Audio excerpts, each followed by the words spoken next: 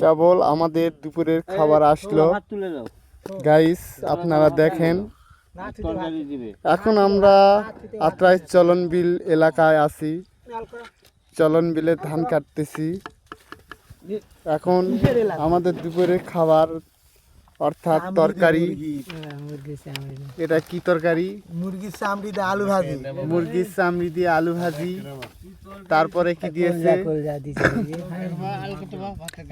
করো। তারপরে কি দিয়েছে? তারপরে দিয়েছে আমাদের কালাইয়ের ডাল অর্থাৎ ডাউল। আর আমরা প্রায় 21 জন মানুষ এসেছি। 2 দল মিলে ভাগ হয়ে বর্তমান কাজ করতেছি। কিন্তু আমাদের 2 দলই একসঙ্গে আছি, কিন্তু 2 গৃহস্থর আজকে 2 জনের কাজ করতেছি। ডাউল দেখা হয়েছে। আমি এখন বর্তমান দেখাচ্ছি মুরগির চামড়ি দিয়ে আলু ভাজি।